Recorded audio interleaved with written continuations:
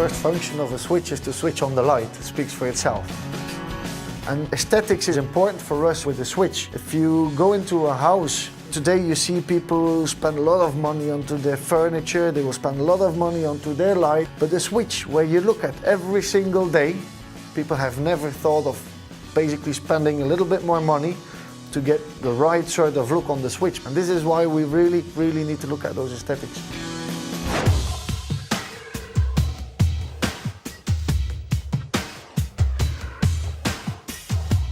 It's now been 9 years we're selling the same switch. As we had a very, very strong design, it's very difficult from this stage to go with a new product. But one day it's a step you need to take. So how can we find someone that can, for us, create a new design? What we've done then is we've started to listen around, and we wanted to find somebody that has nothing to do with switches. See how we can get this person with a very blank page, how we can get this guy to develop something completely different than all the others.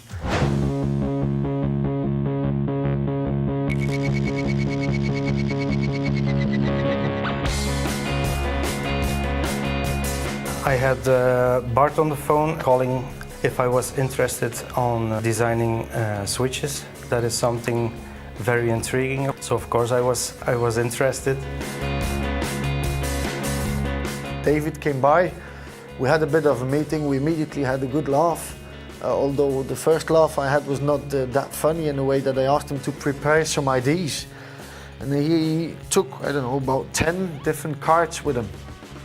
The first card he takes up was horrible, absolutely horrible. It was this Victorian style frame of paintings, I don't know, with in gold with a big ball, and it was absolutely ugly. And he was there and he couldn't say anything. I think he was afraid that the others were gonna be in the same style. Then he said, yeah, okay, yeah, maybe, what do you have as other designs? Is there, yeah, okay. And when he saw the other designs, he knew it was all right, so. It was just a joke, then he came with the real sort of designs. And he showed me around 10 designs, and one of them, nearly immediately, this is the one, this is what we're going to go for. And why was it so nice? It had really the feeling of a piano.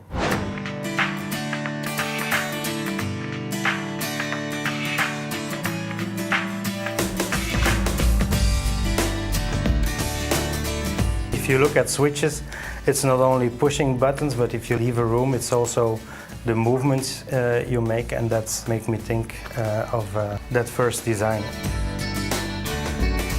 The piano is very classical, but at the same time modern. You could find it back everywhere, and it's got this natural balance of simplicity, which I immediately fell in love with. And this is why, okay, we immediately start to work with it. But okay, then you only have a picture and a drawing. Then the problem starts, of course.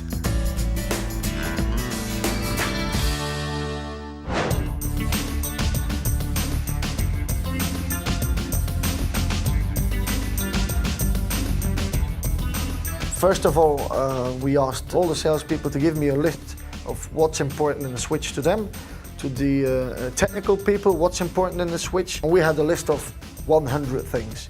And that's when it started. First meeting was with David there as well, and we said, look, we wanted to have this, we want to have a feeling like that. It needs to feel cold, needs to be very stiff, but at the same time it needs to work with its flexibility. So this is already a contradiction. So there was plenty of contradictions. I also started to draw a frameless box. So the buttons, they were floating. So for the technicians, that was also something like, where's my frame? Where do I have to put everything? So we all try to look forward and to try to compromise, but not compromise where you cannot compromise.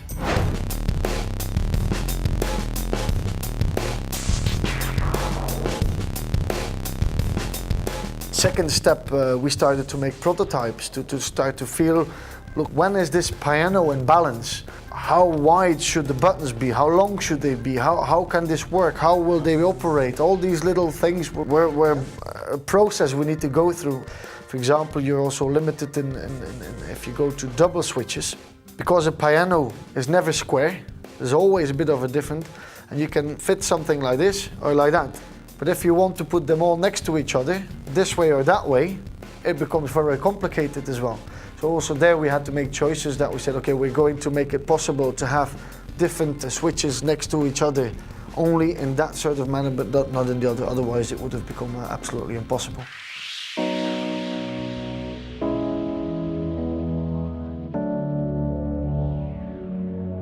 I think we could have never, ever gotten the result that we have today if we would have done that with somebody that is used to work with switches and develop switches. So the result today is original. We've had to find solutions in a completely unnatural way, so I think with somebody else it would have been impossible to create something like what we've created today.